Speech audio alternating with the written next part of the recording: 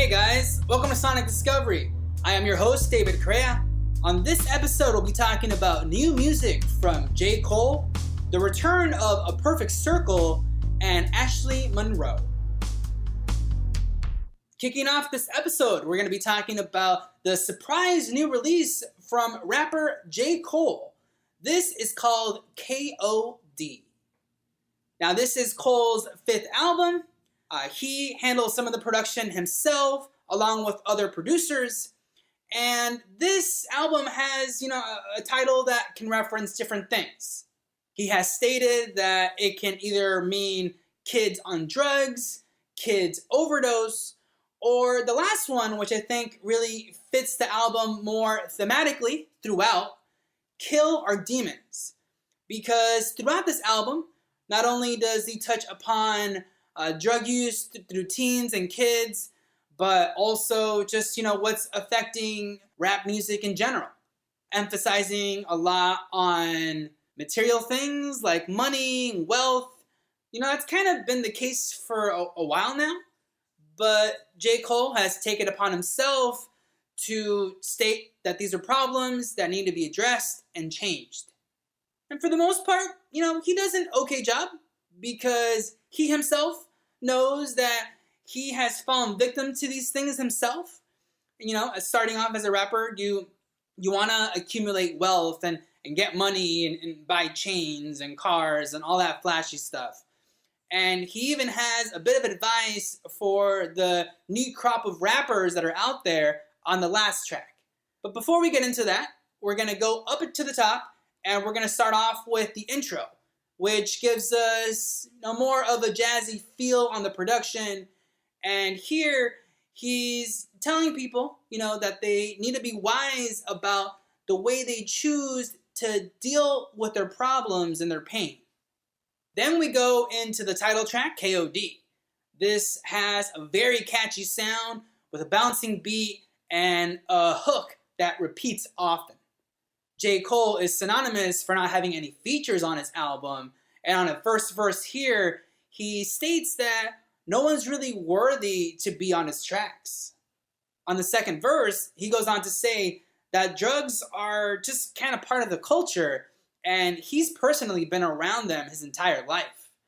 But at the very end, he states that he thinks the strongest drug of them all is love, which then leads us to the laid-back photograph as he talks about how hard it is to find love in this digital age. Love and lust can be just as addicting as it really starts messing with your mind and your health. We get another laid-back track on the cutoff in which Cole is stating how he really doesn't trust people. He feels like he gives a lot to them and he doesn't get a lot in return.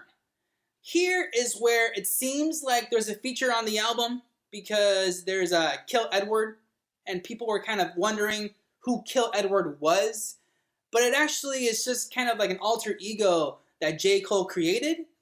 And this alter ego is saying how much of a dependency he has on drugs. Next, we get ATM, which is one of the singles released from this album. And here we get a much more up-tempo track as he's talking about his dependency on money. And this one didn't really seem to have the same amount of weight that the other tracks had. I feel the same way about the one that comes right after that, Motivate, which again is just stating about the motivation to have more money and wealth. On Kevin's Heart, we get a return to the more laid-back sound as he's stating another problem that he has in staying faithful to his women. He has a girl right now that's waifu material, but he just feels like he's going to mess that up too. On the next track, Brackets, he first starts off talking about how he knows other rappers are taking shots at him, but, he's not really going to let that bother him because he's just too busy laying back and counting all his money. But then as the song continues, he talks about how all this money that he does have has put him into a higher tax bracket. And, a lot of it goes into taxes, and he doesn't really know what these taxes are going into. It's funny he's mentioning this because Cardi B, just recently, on Instagram, I believe, she was, talking about she wants to know what her taxes are going into. And here, he even has the idea of maybe then setting up some kind of app where you can choose where your money goes.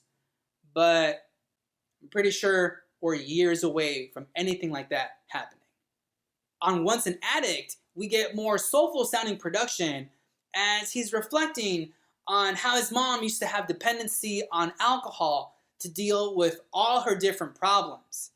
And at the time, he was kind of looking for a way out of the situation when he really probably should have stuck around and helped her out.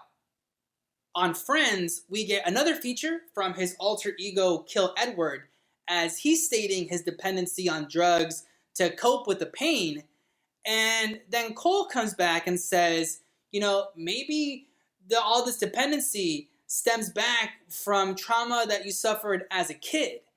And he's suggesting that instead of people medicating, that maybe they should meditate instead.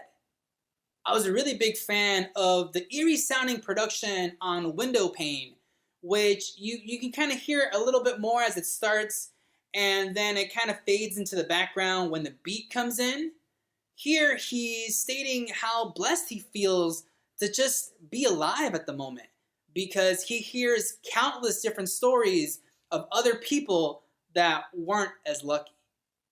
And then with the theme here, it kind of closes off, but not really, because this last track, 1985, a lot of people have been talking about it, that it's kind of like a diss track when he's going off on all these young SoundCloud rappers that are all about money and Xanax and all this stuff.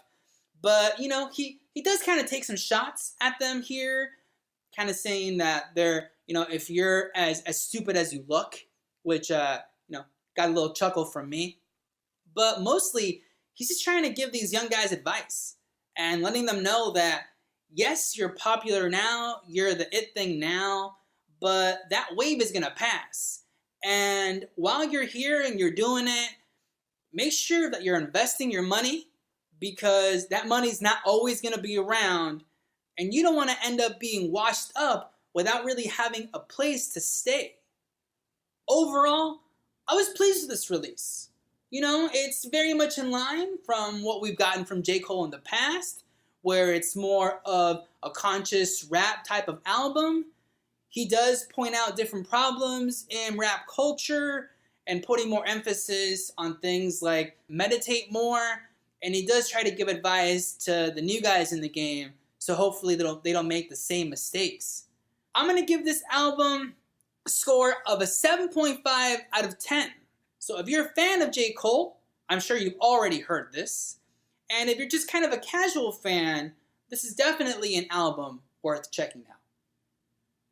Up next for review, we have the fourth studio album from alt-metal band A Perfect Circle. This is called Eat the Elephant.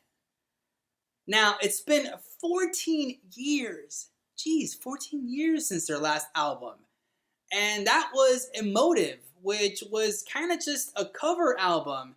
So you really got to look back to 13th Step, which came out in 2003, I believe, as their last proper album of all original music.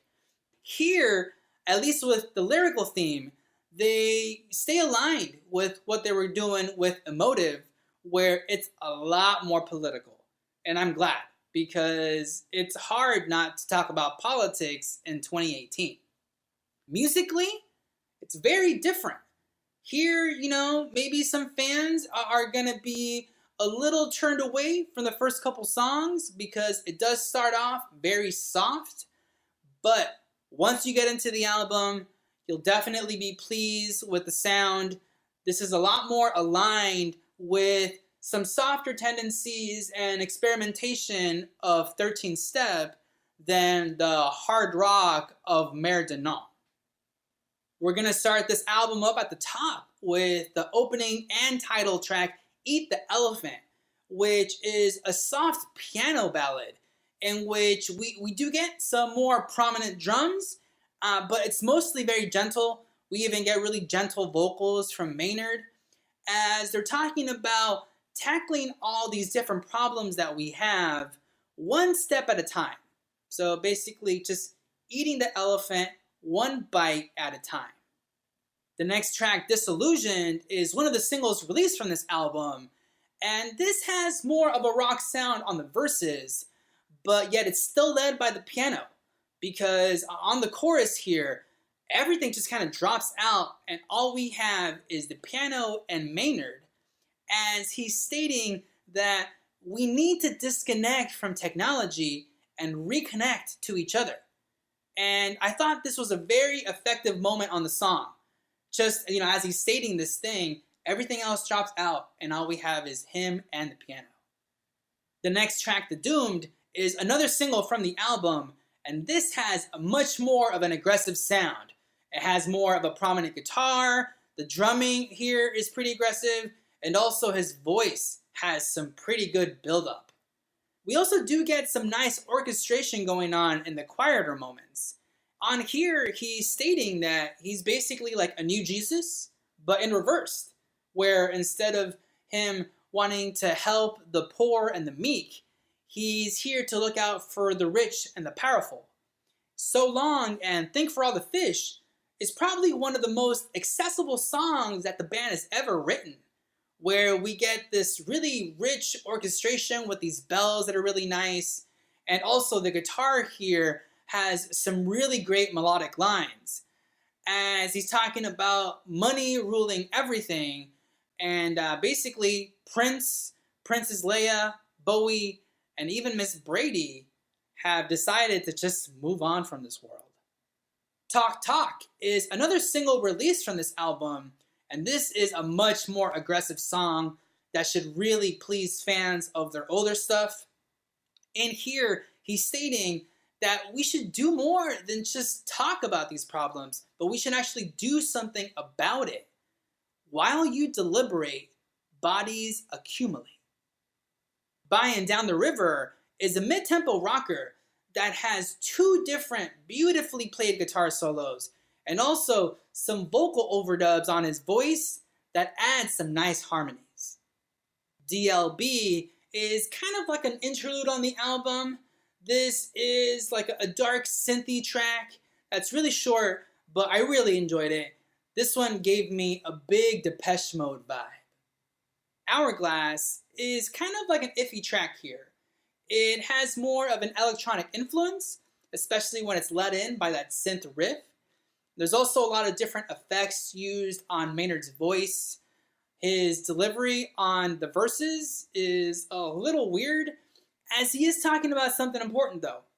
He's saying that there's so many different problems and we've seen so many different warning signs, but yet no matter what party, nobody really seems to do anything about it.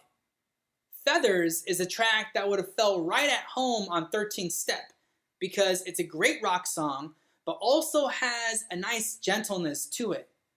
Here he's stating that, if we know more about the other person, then we'll definitely understand each other a lot better. And then the album closes with Get the Lead Out, which had an interesting sound. It had a really cool beat to it. It had these pluck sounds, like you're almost like plucking strings, and also a little bit of scratching. As he's talking about, now he's stated all the different problems, and it's time to get to work and fix them. Overall, I was really pleased with this album. After 14 years, I didn't know if really Billy and Maynard would be able to come together and make something as great as they have, but they surprised me. I'm going to give this album a score of an 8 out of 10 from me. So if you're a fan of them from the past, you just got to be a little patient with it. The more you listen to it, the more of that rock sound is going to come out, and there's a lot to unfold in these lyrics. So I highly recommend you give this album a try. And the last album we'll be talking about for this episode is the latest from country singer Ashley Monroe. This is called Sparrow. This is Ashley's 4th album, and it's the second one that I've heard. The last one was 2015's The Blade, and I was a big fan of that.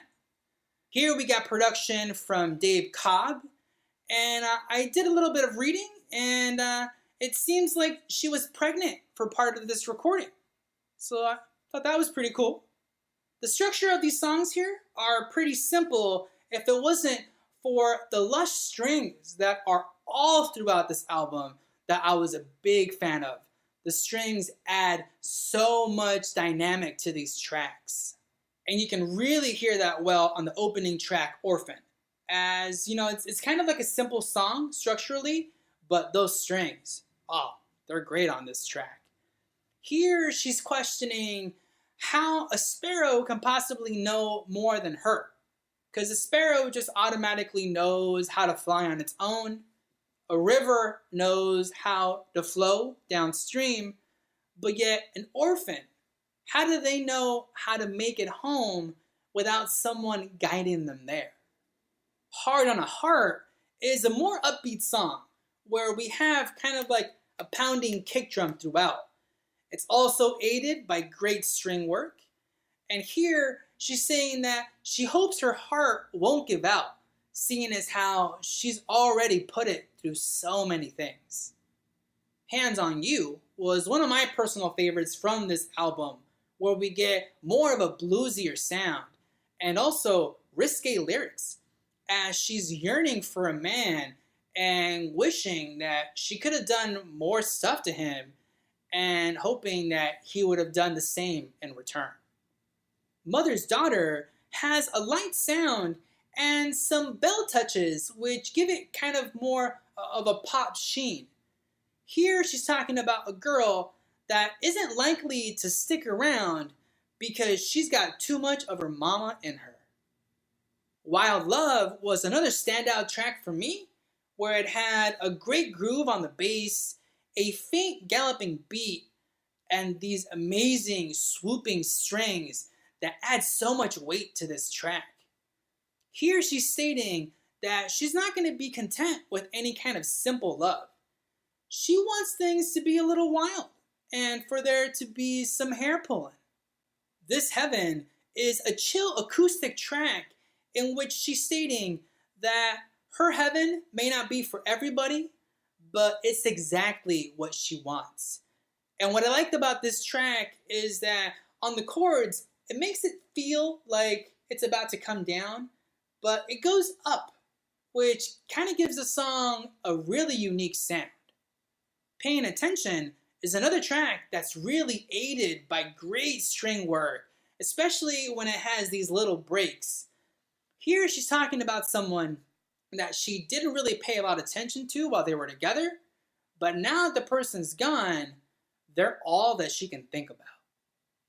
And then we have Daddy, I Told You, which is a really cute song. It seems almost like a letter that she wrote to her deceased dad, telling him that she would eventually get out of this town and make something of herself.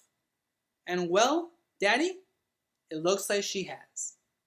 Overall, I was a big fan of this album.